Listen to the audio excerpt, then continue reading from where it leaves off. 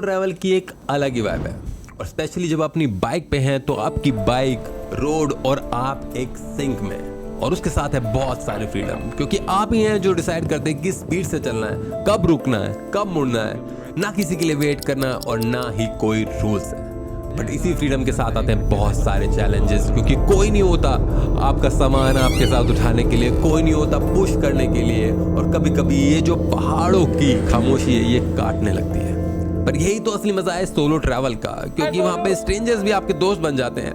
एक कप चाय की प्याली आपको घर की याद दिला देती है और कभी कभी आप अपनी खुद की लिमिट्स पुश करके आगे निकल जाते हैं। ज्यादा सांस फूल रही है। So from Delhi's traffic to Chopta's silent valleys, from staying at a local's home to climbing the slow trails of Chanchila and finally finding peace at Devariyatal, every step felt like it was my own.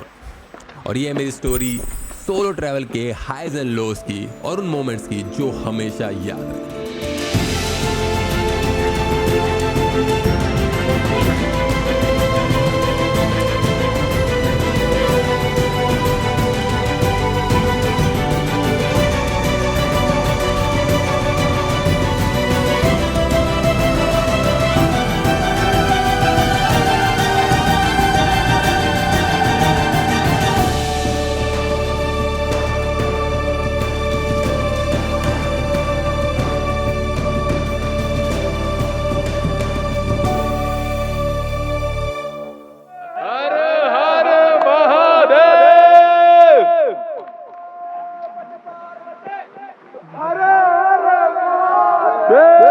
तो welcome YouTube channel, मेरा नाम है और आप देख रहे हैं एक नया व्लॉग। और हम जा रहे हैं एक नई ट्रिप पे, बट हम हो गए हैं काफी ज्यादा लेट, क्योंकि अब बज रहे हैं सुबह के 10। जैसे ही हमें भनक पड़ी कि एक लॉन्ग वीकेंड आने वाला है, हमने प्लान की एक सोलो राइड और सामान हमारा सारा पैक हो चुका है और हम निकलने वाले हैं सोलो ऑन हिमालयन के सीजन 3 के लिए।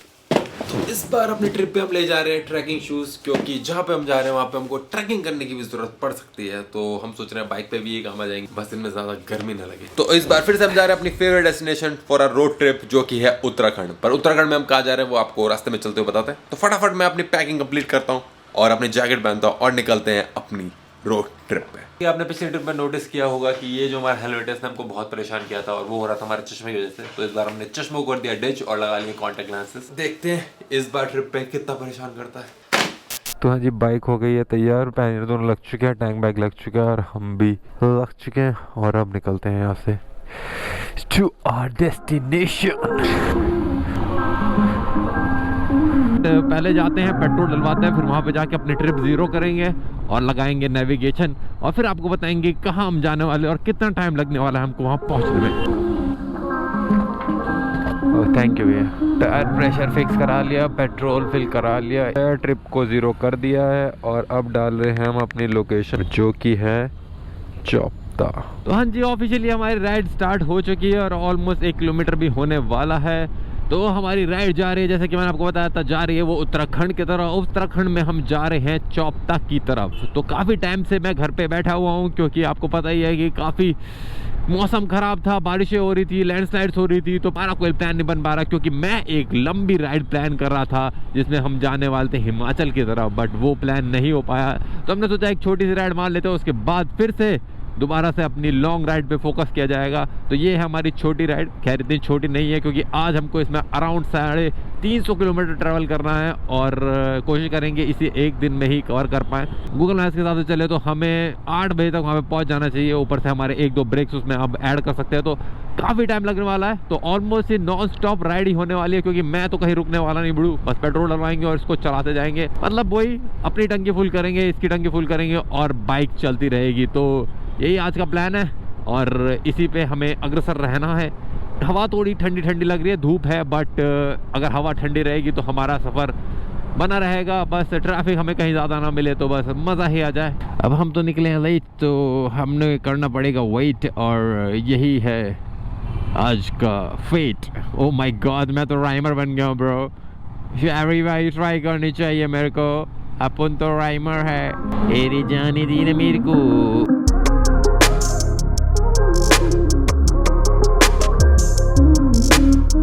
बार समझाया तो जल्दी जल्दी निकल गया था तो सो नहीं पाया था। इस बार सोचा कि भाई सो लेते, क्योंकि नहीं सो पाया था तो बड़ी परेशानी हुई थी, तो इस समय लेट निकले। अब लेट होने की परेशानी है तो भाई अपन तो दोनों तरफ से घिर ही जाता है, अपन को समझ में नहीं आता अपन करे तो करे क्या। और ये जो रैपिड ट्रेन जो बनी है, जो गाजियाबाद से दिल्ली से मेरठ की तरफ जाती है, इससे लोगों का फायदा होना हो भाई, अपना बहुत फायदा हो रहा है कि देखो भाई धूप नहीं पड़ रही है, ऊपर से पूरा छाँव हो गया। खैर कंस्ट्रक्शन भी ऑलमोस्ट पूरा हो चुका है तो आजकल यहाँ पे जाम भी कम मिलता है और रोड भी चौड़ी हो गई, तो उसका तो फायदा है। बट पता नहीं आज फिर भी जाम है भाई। ये ट्रैफिक यार सुबह सुबह के बोलने का मुझे कोई हक नहीं है, वैसे भी 12 बजने वाले हैं, भरी दोपहरी हो रही है, और दोपहर में ये ट्रैफिक मूड खराब कर रहा है। सो मूड तो खराब कर रहा है ब्रो, उसमें कोई दो राय नहीं, मूड एकदम खराब कर दिया इसने।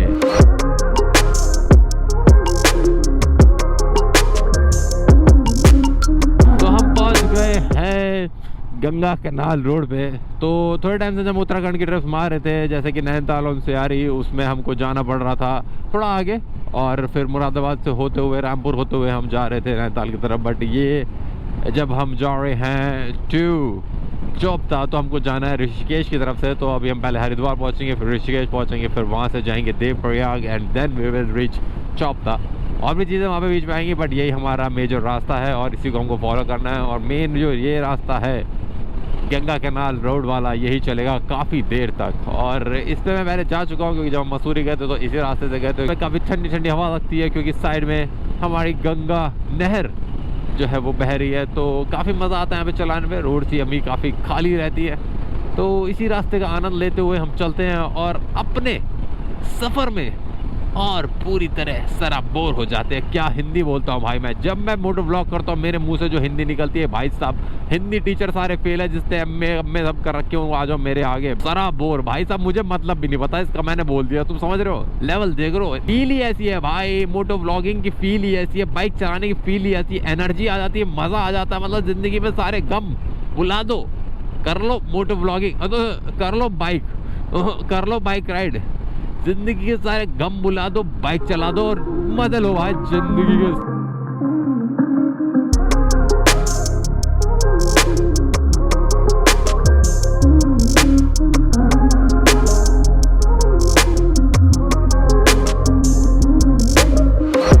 यार बीच में स्पीड ब्रेकर बनाया करो, इतनी बढ़िया स्पीड पे चल रही है, बीच में भाई साहब इतने बड़े बड़े स्पीड ब्रेकर बेल दिए, छे सारा फील ही खराब कर दिया। ये रास्ता बहुत सही है और काफ़ी खाली रहता है और बना भी काफ़ी अच्छा हुआ है, बट इसमें बस एक प्रॉब्लम है कि इसकी चौड़ाई थोड़ी कम है, तो ओवरटेक करने में काफ़ी परेशानी होती है।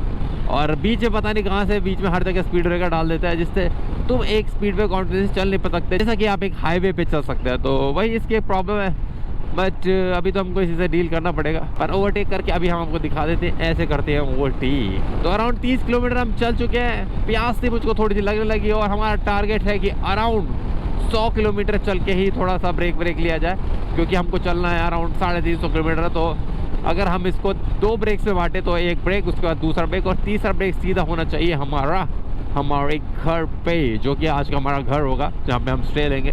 तो यही आज का टारगेट है। अब देखते हैं 3 की जगह कितने ब्रेक्स होते हैं, मतलब 2 की जगह कितने ब्रेक्स होते हैं, 3 या 4 जो भी हो सकते हैं, वो तो पता चलेगा कैसी कंडीशन होती है। अभी कंडीशन काफ़ी सही है, क्योंकि अभी चल रहे हैं हम मजे में, गर्मी वर्मी को ज़्यादा लग रही, क्योंकि हवा चल रही है ठंडी, और हमको लग रही है और भी ठंडी, क्योंकि हम चल रहे हैं बाइक पे काफ़ी तेज।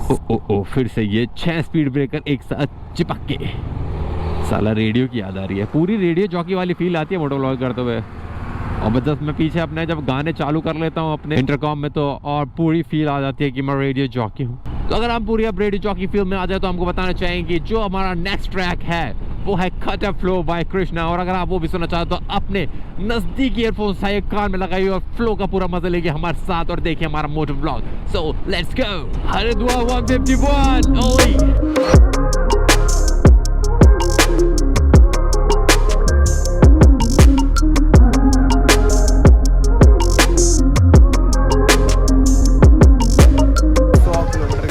पहले हमने पहला स्टॉप और एक गोप्रो भी चलना बंद हो गया, तो ऊपर से मुझे प्यास बहुत ज़्यादा लग रही थी, मैंने कहा कुछ रुक के खा पी लेते और फिर कंटिन्यू करते हैं अपनी जर्नी। अच्छा लग रहा है हमें 10 किलो की जैकेट उतार के, थोड़ी शांति मिली है। पहले इस गोप्रो को ठीक करते हैं, सारा भी अपनी एसपीसी कराते रहते हैं, जब इसका मतलब क्या करूँ गोप्रो क्या, व्हाट इज दिस।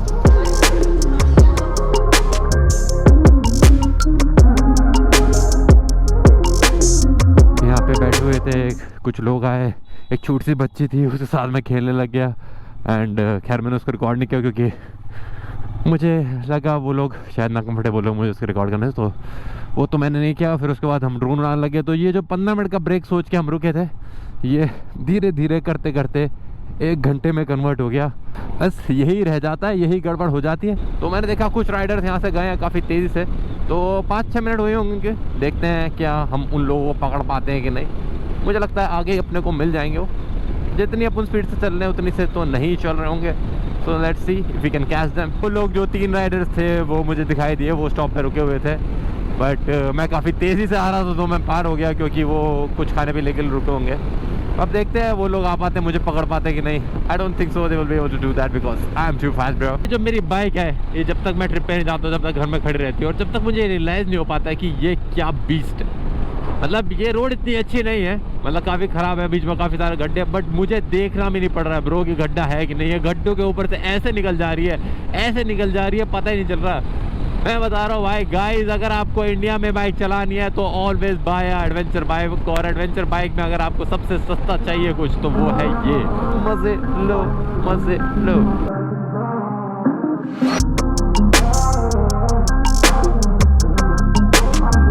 तो क्या हुआ है? What happened?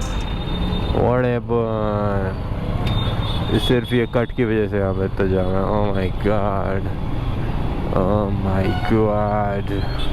तो अच्छा मैं सर्विस रोड से निकल के आ गया, वरना ऐसी जाम में खड़े खड़े मेरा तो भटूरा बन जाता, क्योंकि इस जैकेट में लग रही है इतनी ज़्यादा गर्मी, इतनी ज़्यादा गर्मी किसी ने सोची ना होगी। अब लगी है ठंडे हवा। ओहो, ये बात तो है, थोड़ा सा पसीना आ जाए और उसके बाद जब हवा लगती है ना, माँ कसम ठंडक का जो एहसास होता है वो भी किसी ने सोची ना होगी।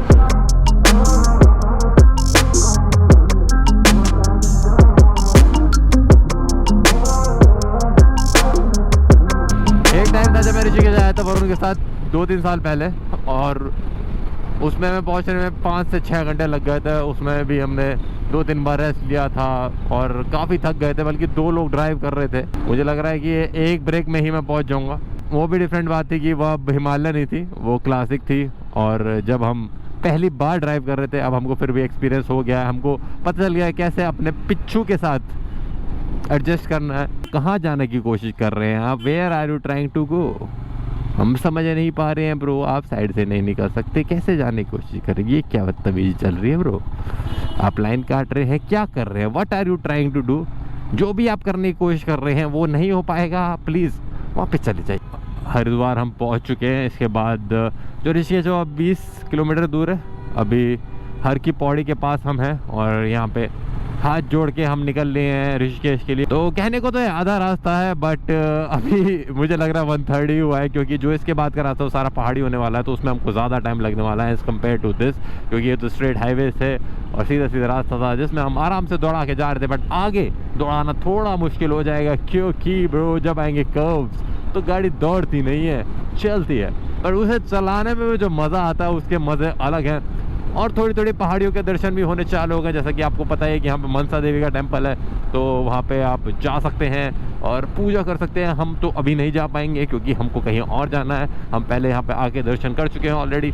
सो हाथ जोड़ते हैं हम और निकलते हैं। मैं वेट कर रहा था कि शिव जी की एक मूर्ति आती है, वो आए तो उसके आगे मैं हाथ जोड़ूँ। तो ये रही वो शिव जी की मूर्ति जिसके बारे में बात कर रहा था, हर हर महादेव। और यहाँ पे जब मैं पहली बार आया था, क्या पहली बार तो बहुत पहले आया था, बट जब हमने अपनी पहली रोड ट्रिप मारी थी फ्रॉम दिल्ली टू ऋषिकेश में, हम आके हरिद्वार में रुके थे, वहाँ पे दर्शन किए थे, वहाँ पे पूजा वूजा की थी। तो अगर आप वो देखना चाहते हैं तो उसका लिंक मैं डाल दूँगा डिस्क्रिप्शन में, आप वो भी देख सकते हैं। उसमें आपको काफ़ी यंग रजत और काफ़ी अनपॉलिश्ड ब्लॉगर दिखाई देगा, वो who is just trying to learn. खैर अभी भी मैं सीख ही रहा हूँ, बट पहले से मुझे तो लगता है और काफ़ी लोगों से मैं सुना भी कि मेरे ब्लॉग थोड़े बेटर हैं। तो अगर आपको भी बेटर लगते हैं तो प्लीज़ सब्सक्राइब कीजिए, और इसके बाद बेटर ही होने वाले हैं।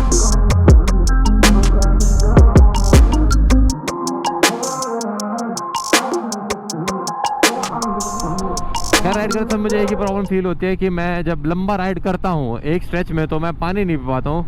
और खाने का तो फिर भी हम एडजस्ट कर लेते हैं, पर प्यास लगती है तो मुंह में एकदम सूखा सूखा सा लगने लगता है। और उसके लिए कुछ जुगाड़ हमको करना पड़ेगा, क्योंकि अगर इससे लंबी राइड्स करेंगे जिसमें और लंबा लंबा खींचना पड़ेगा, तो हमको चाहिए एक वाटर का सोर्स जो हम राइड करते करते भी समय भी पानी पी सके।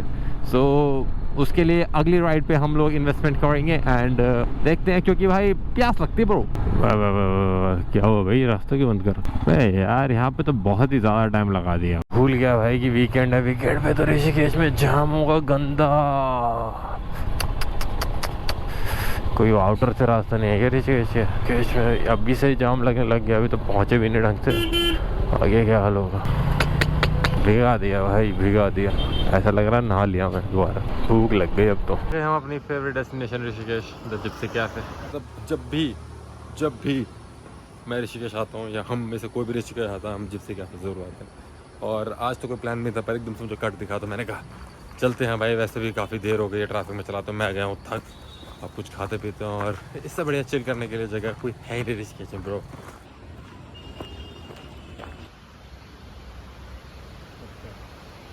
राफ्टिंग हो रही है दबा के। तो फुटेज है ये मैंने 1 घंटे पहले रिकॉर्ड की थी, और जब से गोप्रो बंद पड़ा है, देख रहे हैं आप।